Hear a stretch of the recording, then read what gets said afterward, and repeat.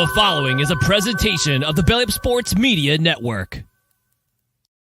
Here's what's cooking on today's Sports Stove podcast. We got suspensions and resignations, a draft, a team that should not be doing as good as they are, and a team that should be in Major League Baseball. Rays hit a rough patch, and we've got some NASCAR things to talk about. That's what's cooking on today's Sports Stove podcast. From Belly Up Sports and the Belly Up Podcast Network, you're listening to the Sports Stove podcast with your host, Vince Stover.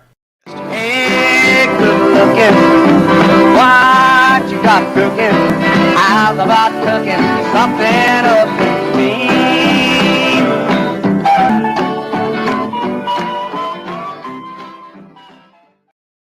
Welcome into an all-new edition of the Sports Stove podcast presented by Righteous Felon Jerky. I actually stumbled upon some Righteous Felon Jerky in the gas station I regularly go to at work. I was shocked to see the stand sitting there with Righteous Felon right down the road from my house. So that's pretty awesome. But if you don't have it in a local gas station, you can get it online, righteousfelon.com. Use promo code BELLYUP. You're going to get 15% off your purchase at righteousfelon.com, promo code BELLYUP. And welcome into the show. I'm Vince Stover, joined by my dad, Dale Stover. Dad, how you doing? Good, doing good. Good to be here. Yeah, you made an appearance on the Fantasy Baseball Show on Sunday as well, and so that was a good time as well. And but always good to be here on Wednesday nights talking to all things sports. Sadly, the big things going on in the world of sports right now are things that we really don't pay a whole lot of attention to. But we're going to hit some topics today, some things we do know about, and maybe a couple things that we don't know about. I want to start off in the college basketball world, and Penny Hardaway gets a 3-game ban for a recruiting violation or multiple recruiting violations. I didn't even know we had recruiting violations anymore, Dad. I thought it was the wild, wild west. What are your thoughts on Penny and his suspension? That's exactly what I was going to say. I didn't know you could get a recruiting violation anymore, but apparently you can. Apparently they enforce, some of the rules or guidelines there. But yeah, that's a little bit surprising the way everything is going. But of course, I've always liked Penny Hardaway, and we'll see. Of course, it's just 3 games, first 3 games of the year, so they should be okay. Yeah, I mean, it's only 3 games. It's really not that big of a deal. According to Jeff Borzello of ESPN, he says that NCAA, suspended him for recruiting violations and violating head coach responsibility rules. So there's a panel that announced the suspension, and it was something to do with a recruit in the class of 2023, 2 in-home visits in 2021 with this recruit is what it stems down to. So, again, 3 games. What I've learned in college basketball is everybody's doing something that's against the rules. So if you get caught and you get suspended, it's usually just kind of masking the bigger issue of what's going on in the recruiting world and things like that. So I was surprised. I know Penny was up to some things, and he's trying to get Memphis up to winning ways, and he's not been able to have success with them. He brought in some big-time recruits, but he really hasn't been able to have the success that he was supposed to have. And so I'm interested to see kind of what happens now. If it changes anything, I doubt that it does. But I was surprised by this one, Dad. Very much surprised by Penny getting suspended, but it is what it is. But that's not the only college basketball news with a head coach that happened earlier. Bob Huggins, West Virginia, gets a DUI and ultimately resigns, as this is not the first time that Bob Huggins has found himself into trouble. But I mean, Huggy Bear, he's a Hall of Fame coach. He's a good basketball coach, but again, he's gotten in trouble a couple different times, and this time it was kind of the last straw. And West Virginia was nice enough to let him resign. But what are your thoughts on good old Huggy Bear? Well, I've never been a big fan of his. I've been surprised that he's still been in coaching, but like you said, he's a good coach. He can recruit. He has results. He turned things around in West Virginia. But he's one probably of several, but definitely one that, I'm not a big fan of, and I'm always surprised that people go back and hire people like that sometime. But again, that's kind of the way it is. If you can win, then you can keep your job. I'm glad maybe this kind of came to a head here. Will he resurface again? Who knows? We'll see. But anyhow, not a big Huggins fan. I saw on social media a post that said he'll be the Louisville head coach within 2 years, which makes sense with considering the people they've hired. How enticing, how big is that West Virginia job? Do you think at this point in time?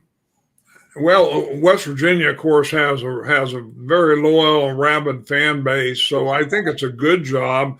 I don't know that it's one of the top 10 or top 20 in some ways, but again, West Virginia has been a good team, and it's definitely not a bad job, no doubt about that. I think you would look at somebody that's an assistant or someone wanting to move up the ladder. Would make sense at West Virginia rather than maybe a big name moving to there. I don't think that'd be a lateral move. Yeah, the two names that I've seen the most are Andy Kennedy at UAB. Of course, he was at Ole Miss, and then Jared Calhoun at Youngstown State. Both of them were assistants to Huggins. Their names have been very prominent in the rumor mill here as of late. I've not really seen any other names that are legit names at this point. There's lots of names thrown out there, but everybody's just trying to write articles. But it seems like Andy Kennedy would be the most successful coach, I guess would be the right word for it. That might be on the radar for West Virginia. But Jared Calhoun has done well at Youngstown State and has the ties there as well. I'm curious too, with West Virginia and their conference, the conference is looking to add some basketball schools. I wonder if that helps the West Virginia job at all.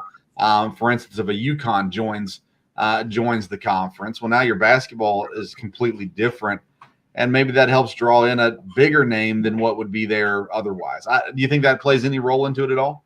I wonder if this would be a good place for Kermit Davis if he would resurface at a place like this. Again, I don't know. I think West Virginia is not a bad job. So, yeah, we'll see. Like I said, I've seen those two names, Andy Kennedy and Jared Calhoun, from the day one. And I guess just with now again, maybe West Virginia doesn't want to go with a Huggins assistant, which would make some sense, but they're also talking about trying to keep the roster intact because with the transfer portal, everybody could just jump right out. So they might have to go with a Huggins guy just to keep the roster intact. I have no idea, but it'll be interesting to see how it shakes down, who gets that job, and what happens there. Of course, in the NBA right now, the big news is the fact that they've got a draft coming up tomorrow. Victor Wembanyama will be the number 1 overall draft pick to San Antonio.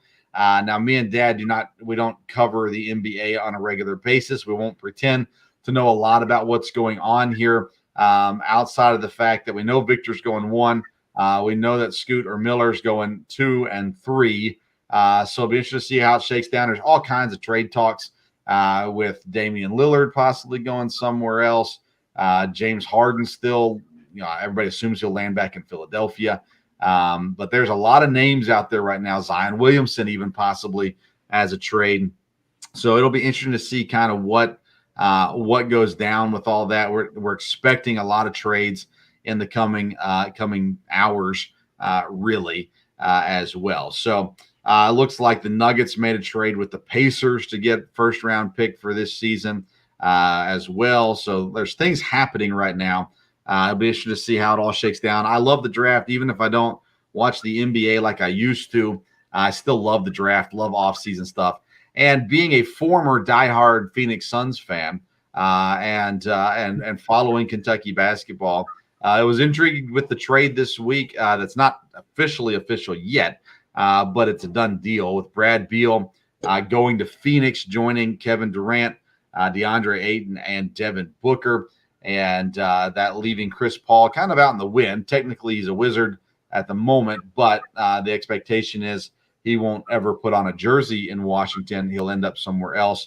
And maybe when the trade is finalized, that'll be because they found a third team to get involved with that. Dad, the NBA is moving stars as much or more than any other professional league, it seems like right now.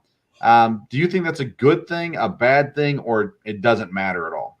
Well, I mean, I've always thought it's a bad thing because to me, again, you like to have a team and you like to say, this is my team. And, the NBA switches around so much. It's definitely, the NBA is all about players and kids following players now from there. And that's really where it's become there. In the NBA draft, like I said, I enjoy drafts, but the NBA draft, I remember last year we were talking, it's very confusing.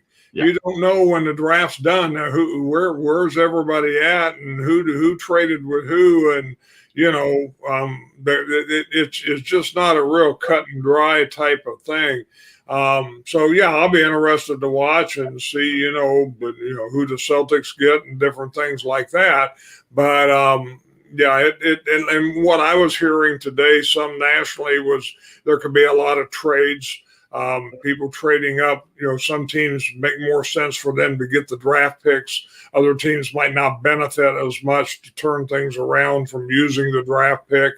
And, we'll just see where it goes. But yeah, all the NBA and moving around from team to team, I mean, I don't think that's really good, but the NBA's been able to market these players and so they're successful, no doubt about that. And that's how they market it. It's not a rivalry, like it used to be. It's not, the Celtics and the Sixers or the Lakers and the rivalry. It's, on Christmas Day, here's LeBron James and here's this player and this player against this player. You don't even hardly mention the teams that are playing sometimes. So, but they've been able to market it successfully that way. And, I don't know that it's good. Has it hurt things all the way down the line? Probably so. Of course, kids don't have to stay in college now. And, it's different.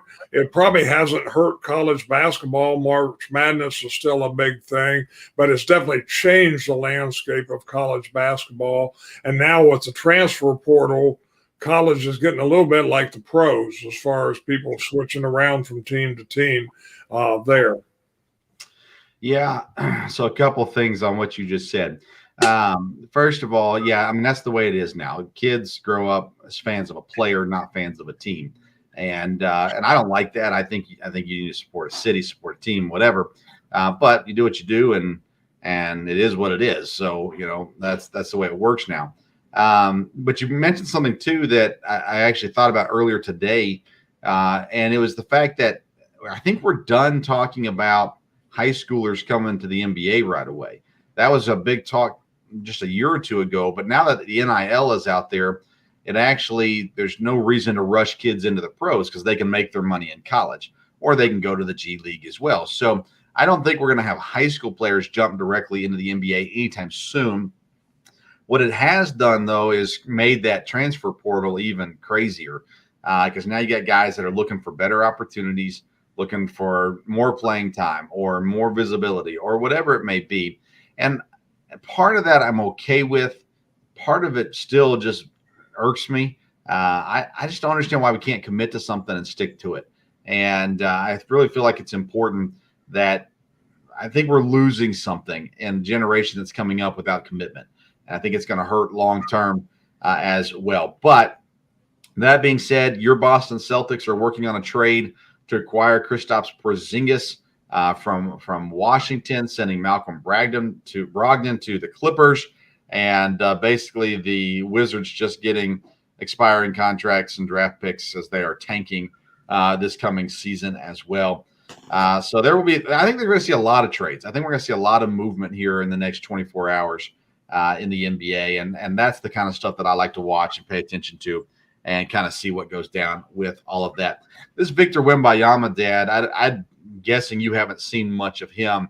I mean, 7'5", and the guy can do just about anything. The big question is, can he stay healthy? Because he is tall and not super scrawny, but he's definitely not thick in any way either.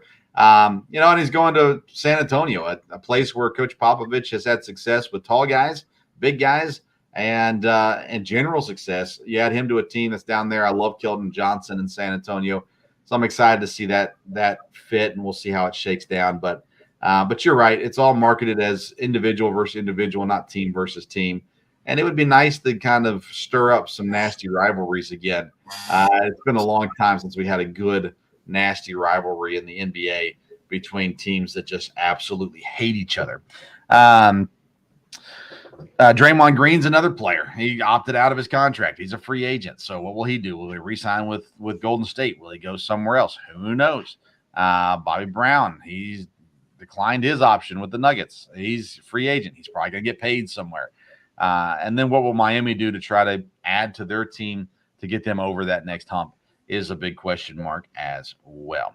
NBA draft, though, Thursday night, and we'll see how it all shakes down, all the trades that go on there as well. Let's get into Major League Baseball, Dad. This is something we do follow and talk about on a regular basis. And let's start with the Cincinnati Reds. They have now won 11 straight games. They are a game and a half up in the NL Central. They're in first place in the NL Central. I'll let you talk for a minute on the Reds. What do you think? How do you think it's going to end? What's going on in Cincinnati? Well, a lot of excitement, obviously, around here in Ohio, where I am, not that far from Cincinnati. And I think, has given them hope. Again, they brought up young players, so I think it's not just a matter of kind of a fluke. They started winning. You get young players, and you're not tied to the failure, that's been there before. I don't know how this will end up. It'd be easy to say, 11-game win streak, well, they're going to go on a slide somewhere. But the issue here really is the division. They could stay in they could definitely stay in the division race for the year. And we'll just have to see, will the Brewers, play good ball here consistently and catch up. The Cardinals, I think, may be too far out, really, to be a situation there. Pittsburgh looked good for a while, but then they've kind of slipped now. The Cubs, everybody's right in there close, and they don't have real great records. But I would think this would give Cincinnati some confidence. Do they have the ability, to dominate and hold on? I don't know that they do. But the question really is the division. Is there anybody in the division that's going to jump up there and really run away with it? Next week this time, maybe the Brewers will be back in first place and the Reds will be in second or third, but they're not going to be too far out, more than likely. So we'll have to see. Like I said, they've got young players. They've got some talent. There's no doubt about that. But do they have talent in their pitching? Do they have, talent up and down the roster? Probably not. But some young players have really come on. And, of course, Votto came back now. Whether that's a major thing, I don't know or not from there. But, it's definitely give fans a little recharge here from where they've been the last couple of years. I know I've not been the biggest positive guy on the Reds, but Hunter Green just got put on the injured list, so he's going to be down for a couple weeks. He's been struggling with a hip injury even before they put him on the injured list. He's their best pitcher, and he's pitching with a 3.93 ERA. Now, he strikes out, guys, 100 strikeouts on the year and 73 innings pitched. But if your best pitcher's pitching 3.93, that's not something that can sustain. Now, granted, they've won by scoring runs. Probably has been it. They've got some exciting guys. Jonathan India's playing well again. Spencer Steer's been good. TJ Fradle's been good. Jake Fraley's been fine. They've got guys that have been stepping up, and of course they bring up the young guys as well. And then Votto's return was magical. But I look at this team, Dad. There's only one team in the NL Central that has a positive run differential right now, and that's the Chicago Cubs. And they're 2 games under 500. So they're no good. Pittsburgh's on a 9-game losing streak. They finally have become what we expected them to be. St. Louis, I mean, I don't know what's going on in St. Louis, but it ain't working. Their pitching has been bad, has been poor. Milwaukee, to me, has been the best team, except for the fact they have no consistency. One day they're great, the next day they're not.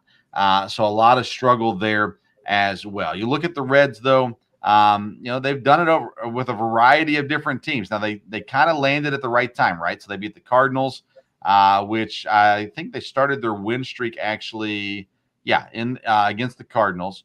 And then they had Kansas City.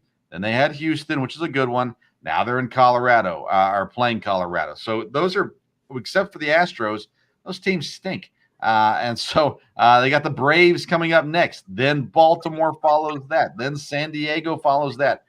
I don't think this is going to carry over, and I think that it won't be long before the Reds are back into second and eventually third and possibly even fourth in division. I think they can hold on to third, needless to say. The Brewers, on the other hand, they just lost 2 of 3 to the Diamondbacks, but they have the Guardians up next, then the Mets, then the Pirates. Mets and Pirates have not been good as of late either, so I think we're going to see that flip back before too long. But what the Reds are doing is amazing. But I said it on Sunday, the worst thing the Reds can do right now is give their fans hope. And that's exactly what they've done. And it's going to shatter the city, shatter the fan base. And they're just going to be miserable people here within the next 3 weeks. Reds fans will be whining and griping about, we were going to be World Series champions just a month ago. And now we're in third and out of the playoff race. So I feel bad for Reds fans because I know that day is a-coming. San Francisco, though, is another team. 9-game win streak for San Francisco. They're in second place in the division. They're a game up on Los Angeles. They're 6 games up on San Diego, 3 games back from Arizona. And this is a team that has a history of some good years. They have the leading run differential in their division. And they got some pitchers who've been playing pretty decent as well. So you're a Giants fan. I know we talked about this on Sunday, but not all of our Wednesday listeners are Sunday listeners. Give us a quick update on the Giants and what do you think about their sustainability? Well, I think the Giants could sustain this. Again, they've done well. Now, again, they've beat some teams that were not real good, but then again, they swept the Dodgers as well as the Cardinals, and so far they're doing well against the Padres. This week so far. So we will see. To me, they have a lot of different players that contribute. Like they said, their pitching has been sustainable for sure and has been good. They have a lot of different pitchers, just like they have a lot of different position players that they can move around and use. I think their coaching is good, and I think that always helps there. And, like I said, they're definitely not in a weak division, but they're, not in a bad situation. The Dodgers have struggled. Now the Dodgers could snap back pretty quick. The deal will be, can they catch the Diamondbacks? And they are catching up with them. So we'll see. I hope the Diamondbacks stay good because I think the Diamondbacks and the Giants doing well this year and being in the race at the end of the year, with the Dodgers would be a good thing for baseball in a lot of ways. But right now, I don't see any reason to think the Giants, aren't going to stay consistent. Now, injuries can always happen. But again, the thing to me when I've watched the Giants, even the last couple of years, is just, a different player kind of stars each night. And that's what happened here. Yastrzemski's had a good year, but he's the guy that put it in McCovey Cove the other night in the 10th inning. And, different players have come along well. So I think the Giants are going to stay around at least here for a while. It'd be interesting to see where the Diamondbacks do. And, of course, the Dodgers aren't that far behind.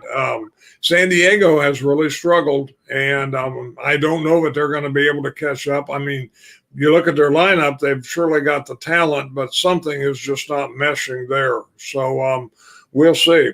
Yeah, it's a long season. Yeah. And I mean, even 9 games back, one series against, and right now against San Diego, they've already won the first 2. San Francisco has. But I mean, you play one series, 3-game series, and you get swept. Well, that's a big turnaround. That helps you catch up quickly. You said that San Francisco's catching up with the Diamondbacks. Well, they've won 9 straight. I sure hope they are. If they're not, then that's saying something. But yeah, it's interesting, right? 3 guys with double-digit home runs in San Francisco: Yastrzemski, Conforto, and J.D. Davis. You've got a bunch of guys with 20-plus RBIs on the team. Strikeouts are, normal with what's going on around the league as well. Pitching really has been the difference maker, I think, for San Francisco. Logan Webb and Alex Cobb have led the way in that. Anthony Descalfini, as a former Red, by the way, has done well also, or done fine also. They got 2 more games against the Padres, but then they've got the Diamondbacks and the Blue Jays. Will be 2 tough series as well. And so we'll kind of see how they get through that. And then the other interesting thing, Dan, with a team like San Francisco is the trade deadline in early July. And what will they do to add people to the team? Because the Dodgers are going to be out there shopping for something. You got to expect that Arizona's probably going to go out looking for pitchers, would be my guess. I'd be shocked if they don't. And so you've got to make sure that you're keeping up with the Joneses, so to say, and you can't just stand pat while everybody else improves. Speaking of standing pat while someone else improves, look at the NL East. Atlanta's the only team succeeding. 7-game win streak right now, 6 up on the Marlins, who are falling back. Philadelphia's finally looked better. They're above 500. And like I said earlier, the Mets, I think the Mets are done. Sign them off. They're donezo, in my opinion. But Philadelphia's starting to play well. They can be dangerous because they are a loaded team. But I don't think anyone's catching Atlanta. They're another hot team in Major League Baseball right now, and they look like the best team in the National League, in my opinion. And well, they are statistically, I suppose, even with the standings. But to me, I put Atlanta against anybody in the National League, and I'm picking Atlanta. Yes, no, Atlanta's played well, and they seem to have things under control. And again, their division is such where they should be in good shape. But I think what you said is right about the trade deadline. I think there'll be a lot of moves there, and I think pretty much everyone that needs to, we'll have to see, who's available and who the sellers are. I know when you talked about the Giants tried to make a couple big moves in the offseason, so they're not opposed to that. And 2 years ago, they signed Bryant and made a move there at the end of the year. And, of course, didn't have him the next year. So I think the Giants would definitely be looking at people, and people like the Diamondbacks. I don't think there's any doubt. And, players might be very interested in going to those teams and making moves. It'll just be interesting to see who the sellers are and what kind of, one thing would be big name players, but the biggest thing would be impact players, guys that could really come in and change things. If 1 or 2 teams get those players and the others don't, that can make a difference. Yeah, your sellers, Detroit and Chicago, both have pitchers that they can trade with value. I expect both of them to move some pitchers. I think you look at a team like Colorado as another team that could be a seller at the deadline as well. And they've got a couple pitchers. They're not aces, but they got pitchers that can help a team out. Would they trade them in the division? I'm not sure. That's not as big a deal in baseball as it is in some other sports. But anyways, I expect Chicago and Detroit to be the big sellers. They got guys that have pitched really well, or at least have a history of pitching well, and that they can move, and they're doing horrible as a team. So it makes sense for them to sell. I don't think anybody in the East is selling in the AL East. I don't think that anybody in the West is really selling at this point either. The Tampa Bay Rays finally hit a rough stretch. Now, they're still 5 games up on Baltimore, but they lost 3 straight. They did win today. 52-25 is their record, still the best record in the Major League Baseball. But they looked normal for a few days there. And is this the time that we start to see maybe Baltimore catch up to Tampa? Or do you think Tampa's gonna run from beginning to end in the AL East? I think Tampa will, can hold on to the lead. Baltimore is doing well, no doubt about that. But I think Tampa's going to rebound a little bit here. What they won today, and I guess Baltimore lost today, so that changed things a little bit. And I think Tampa's going to remain good, but I think Baltimore, may very well be the second team in that division.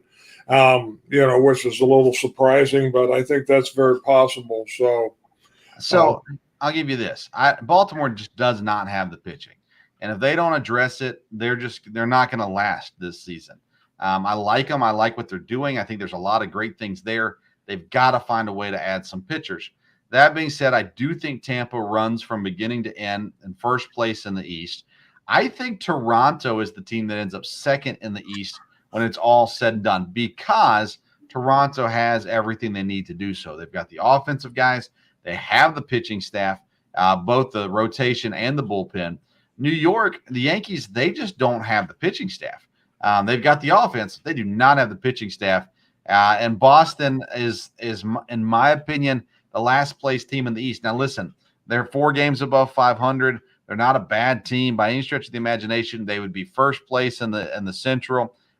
They would be in the AL Central. They would be up there in they wouldn't be in the other divisions. But needless to say, I just don't think Boston has enough on their team currently. Now, they might get guys back. They've had some injuries. Trevor Story might find his way back and be good again. Who knows? But that being all said, I think it goes Tampa, Toronto, Baltimore, New York is how it ends in the East this year. But Toronto has to start playing up to their potential. They made some additions in the offseason. Those have to pay off. Varsho has not been what he's supposed to be just yet. Brandon Belt just comes back from injury. But again, they have a rotation and a bullpen that's pretty solid. I think Toronto catches Baltimore before it's all said and done. I just think that Tampa, I just don't think anybody's going to catch Tampa. They're too consistent. Even if they lose a game or two, they're going to win another 3 or 4. So I think Tampa holds on to that lead, which I did not say that at the beginning of the year. I did not see that coming this year.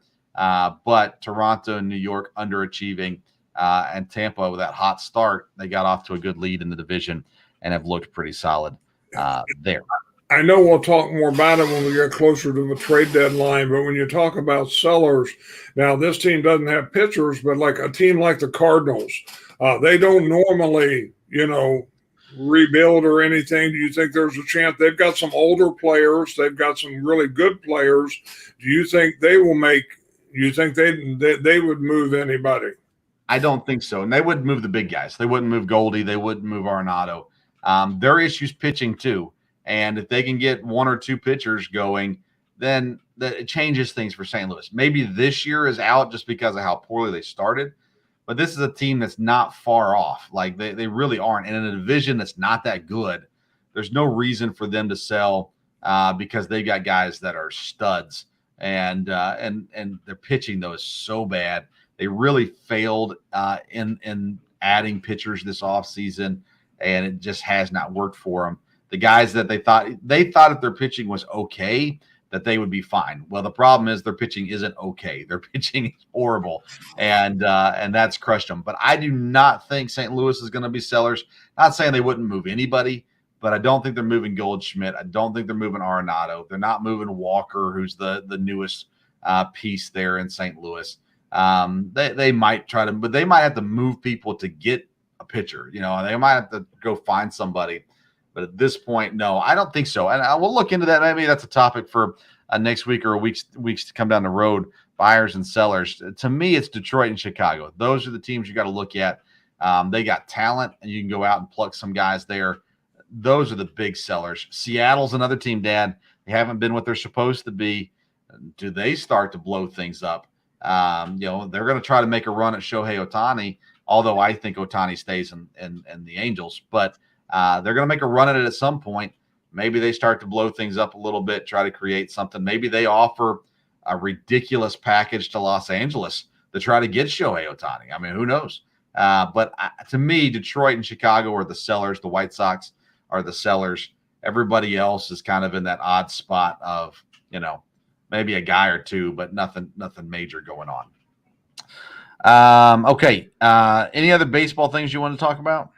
No, I mean, again, we'll see where it falls next week. Been an interesting last week or two, so we'll see where everybody stands next week. Yeah, we could talk about the Angels and the Astros and that kind of stuff, but we've talked about them some already in the past, and we will talk about them again in the future as well. Okay, last thing then that I have. No, I got two more things. NASCAR. We don't talk about NASCAR a whole lot. I do like to follow NASCAR. Made the announcement, I guess today, that of course we already knew Kevin Harvick was retiring at the end of the year. Josh Berry from Junior Motorsports is going to step into that car, the number 4 car for Stewart-Haas Racing, making the jump from Chevy to Ford. Of course, it's moving from Xfinity up to Cup, so it's a pretty big jump. And people seem to be pretty excited about Josh Berry getting a full ride. He's had opportunities this season up at the Cup level, filled in for Elliott a couple of races, I believe, and he's run some races elsewhere too. So an opportunity for him. He's going to get a full Cup ride next year with Stewart-Haas Racing taking over for Kevin Harvick. And congratulations to Josh Berry. Dad, NFL news, not news, but things that one topic I wanted to talk about was Dalvin Cook. He is, of course, was released by the Vikings, making him a free agent, and start looking around the league, Dad, at people who need running backs. I mean, Dalvin Cook, he's had injury issues, but he's been an incredibly good running back when he's been healthy. Someone wants him. The question is where does he go? If you look around the league, what do you see as the top 2 or 3 spots for Dalvin Cook? Well, I looked at that a little bit. It seems to me like Seattle could be a good spot for him there. It could be a help, and I could see him fitting there. I don't know where this team is going to be this year, but Tampa Bay has needs, and that might be a spot there. I don't know if that'd be where he wants to go. New England, I think, would be a possibility. Maybe even Kansas City, but I'm not sure. And then depending on the Chargers, whether they keep Eckler or not. If not, then they might be looking there. But as I looked at it, to me, again, Seattle could use the help of running back. Tampa Bay could. They're not going to have Fournette. Again, I don't know if that's a situation. Don't know that may not be a positive situation right now, but those are the ones I thought about. And like I said, New England, of course, he came out and they talked about wanting to go same place that Hopkins goes, and I don't know if that'll happen or not. Yeah, when I look at this, Dad, I look at it less about what teams have needs and more about what team would Dalvin Cook want to go play for, because I think he's at that point in his career where winning is as important as anything else to him. And so I look around the league at some options for him there. The teams you mentioned definitely need running backs. I think Dallas is an interesting team to watch here. They let Ezekiel Elliott go this offseason. They like Tony Pollard, but you bring Dalvin Cook in as your second guy or your share the load guy with Tony Pollard. And Dallas is a team that's not far off. I mean, they're a team that could contend this year as they are close to contending every year. I mean, last year they won 12 games. So I think Dallas is an interesting team to watch for. Vegas could be a team too, Dad, and I don't think Vegas is a winning team necessarily, but there's been a lot of talk about them moving off of Josh Jacobs. They've never been seemed to be huge fans of Josh Jacobs. And if he moves off, then Vegas could be an option. Denver, again, another team that should be a lot better this year than what they were last year, could be an option too. Chargers, I don't think so. Eckler did re-sign and rework some things there, so he will be there this year. I don't think he'll end up there. Cincinnati, though, Dad, is another team that I thought about. So to me, Cincinnati and Dallas are the two teams I like for this. Joe Mixon has had injury issues as well. They're a team that's definitely a contender, and I think that could be an interesting fit there too. I'm not sure financially how that works, though, with Cincinnati. And then Miami's always been the team that everybody points to that needs another dynamic offensive player, and Dalvin Cook could end up in Miami. So Miami, Cincinnati, and Dallas are the 3 teams that I would say to watch out for. It's starting to feel like guys don't want to go to New England, Dad. Bill Belichick has kind of done his thing, and it seems like after Tom Brady left, people began to really understand that it's just not fun. I've heard Chris Long talk about it before, but it's not fun. When you're winning, you're having fun. But outside of that, it's not fun. They don't make it fun in New England. So I think the reputation in New England's not a good one right now. And I think that guys would go there if it's the place that they're going to get playing time. But I don't think it's their first choice just based off of going to play for Bill Belichick isn't as fun as they would like it to be. Any thoughts on that? No, I mean, that could be true. I think if you look at where does, Dalvin Cook want to go, then that could be different than teams necessarily that have needs. But the team needs to look at how will he fit in, Right. how will it work there. I mean, to me, yeah, Dallas makes some sense, but Dallas is just, to me, always kind of disjointed anyhow. And I don't know that, Cook would help that at all. And like I said, they're really happy with Pollard there. But you got to have two, right? I mean, you can't just have one running back. Huh? You can't just have one running back. You got to have two.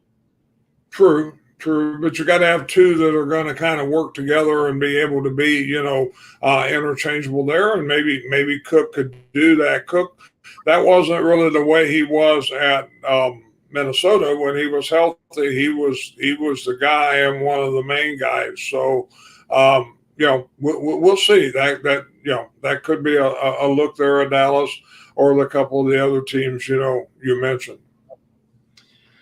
We'll see. The NFL is kind of in a slow point right now, but it will speed up rather quickly as we continue to move along. Again, tomorrow, Thursday, will be the NBA draft, so we'll have some things on that next week. Major League Baseball continues to roll along as well, and we'll keep you up to date on everything else going on in the sports world. Next Wednesday, the plan is to be right here at 8 o'clock. I hope that you'll come back and join us. Sunday will be the Sports Stove Fantasy Baseball Show. Get all your fantasy baseball advice and counsel there live on the Sports Stove YouTube page or the Belly Up Fantasy Facebook page, or you can always catch the audio version at the Sports Stove Podcast. And then very soon we'll be coming back out with more local hour content from EKU football. Lots of stuff on the agenda for that, so looking forward to that as well as it comes up upon us. A reminder about Righteous Felon Jerky. It really is great texture jerky, great tasting jerky. You won't regret it. Go out and get you some Righteous Felon Jerky. I love the Baby Blues Barbecue. That's my favorite flavor. If you're looking for my suggestion, the teriyaki one is really good as well. But I love the Baby Blues Barbecue. So try that out. Got righteousfelon.com. Use that promo code BELLYUP. You're going to get 15% off your purchase to help you try out Righteous Felon. And if it isn't a gas station near you, you can grab it there. But you can't get the 15% discount at the gas station. So order online, use BELLYUP, get 15% off your purchase. Dad, any other thoughts before we head out today? No, again, in the sports world, you do have the College Baseball World Series. We've watched quite a bit of that. And it's been some really good games. So, I've not watched any of it, but right now, as we're doing this show, LSU leads 5-2 in the bottom of the fifth against Wake Forest. Florida did beat TCU today and advances to the championship series. And so we'll see how the LSU Wake Forest series breaks down. LSU has been pretty solid this season, needless to say. And so anyways, there you go. College baseball. Soak it up. All right, good. Follow me on social media at Sports Stove on Twitter and Instagram. Dad's not on social media, so you can't follow him. But make sure you check it out. If you missed any of the episode of the day, go back and catch the whole episode on the Sports Stove YouTube or on the audio version of the Sports Stove podcast. Thank you so much for tuning in to today's edition of the Sports Stove podcast. Until next time, we'll see you around the Sports Stove.